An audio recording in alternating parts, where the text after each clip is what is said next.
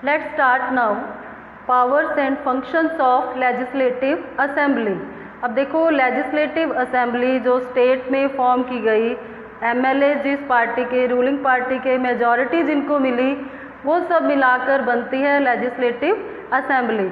और legislative assembly के पास powers कौन कौन सी हैं?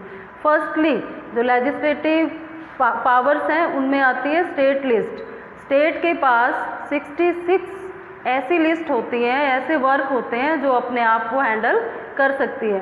और दूसरी लिस्ट होती है concurrent list. In this concurrent list 47 schedules which can handled by state as well as centre, मतलब सेंटर गवर्नमेंट और स्टेट गवर्नमेंट दोनों मिलकर इसका रिजल्ट लेते हैं, डिसीजन करते हैं, that are concurrent list. Now financial powers of legislative assembly. Financial, वित्त विभाग जिसे बोला जाता है ना, फाइनेंस, धन से संबंधित जितनी भी पार्ट्स हैं उसमें सबसे मेन क्या आता है बेटा? बजट। जो बजट है 2 सेशंस में होता है, वंस इन अ ईयर और ट्वाइस इन अ ईयर, ज़्यादातर 2 बार होता है। और उसको इम्पोज किया जाता है गवर्नमेंट को। कौन करता है? Legislative assembly.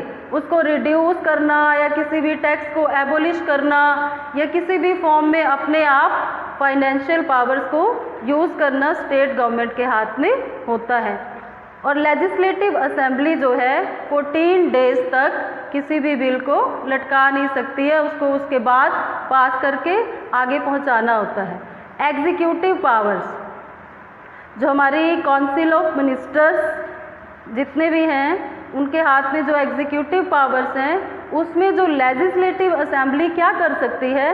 कोई भी क्वेश्चन कर सकती है related budget, related any work of the government. Adjournment कर सकती है किसी भी सेशन को। जो मनी होता है, मनी बिल होता है, उसके लिए नया सेशन भी आ सकता है, या उसको पास करने के लिए या उसको एडजर्न करने के लिए जो पार्ट्स हैं वो एग्जीक्यूटिव के अंडर आती हैं।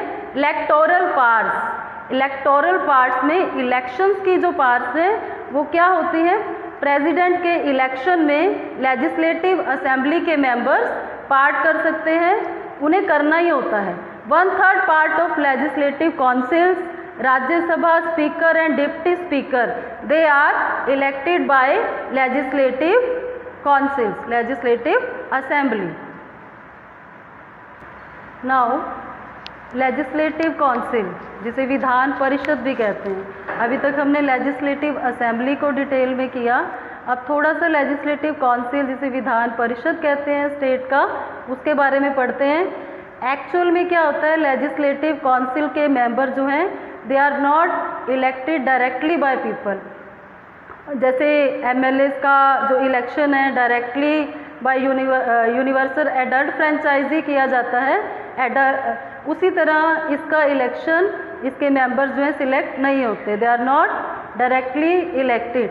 कैसे इलेक्ट होते हैं? इसके मेंबर्स को इलेक्ट करने के लिए टीचर ग्रेजुएट्स और एमएलएस और अदर रेप्यूटेड जो पर्सनैलिटीज़ हैं लिटरेचर में या किसी भी अदर फील्ड में, तो उनको पार होती है लेजिस्लेटिव काउंसिल के मेंबर्स को इलेक्ट करने की। Now come to state executive. State executive के मेनली 2 हेड होते हैं, नॉमिनल एग्जीक्यूटिव और रियल एग्जीक्यूटिव। जो नॉमिनल एग्जीक्यूटिव है उसका जो हेड है दैट इज गवर्नर। गवर्नर का जो सिलेक्शन है वो कौन करता है? President. Actually president elect the governor recommended by chief minister of the state. और जो रियल एग्जीक्यूटिव है वो कौन होता है? हमारा चीफ मिनिस्टर। ठीक है। और चीफ मिनिस्टर का जो अपॉइंटमेंट आपने पहले पढ़ा था, सारे एमएलएस की जो मेजॉरिटी होती है विधानसभा क्षेत्र से, जिसके पास भी मेजॉरिटी है, उसी का रियल एग्जीक्यूटिव का हेड जो है चीफ मिनिस्टर सिलेक्ट किया जाता है। नाउ गवर्नर जो है एग्जीक्यूटिव हेड है, आपने पहले ही पढ़ा है। और गवर्नर के पास सारी पावर्स होती हैं स्टेट के लिए, जैसे हमारे प्रेसिडेंट के पास होती है सेंटर के लिए। ठीक है। और अपॉइंटमेंट कैसे की जाती है गवर्नर की? गवर्नर अपॉइंट होता है हमारे प्रेसिडेंट के थ्रू, अभी हमने पहले भी डिस्कस किया, सीएम जो है स्टेट का वही नेम रिकमेंड करते हैं और प्रेसिडेंट उनको ऑथ दिलवाते हैं। और क्वालिफिकेशन गवर्नर का क्या होता है, जिस तरह से एमएलए के लिए 25 ईयर बिलो नहीं होना चाहिए, गवर्नर की एज जो है नॉट बिलो देन 35 ईयर, और वो किसी भी लेजिस्लेचर या किसी भी स्टेट और यूनियन किसी भी टाइप से किसी भी मेंबर नहीं होने चाहिए। अगर वो किसी भी यूनियन और स्टेट लेजिस्लेचर के मेंबर हैं भी तो उन्हें रिज़ाइन करना होता है before proceed the post of governor.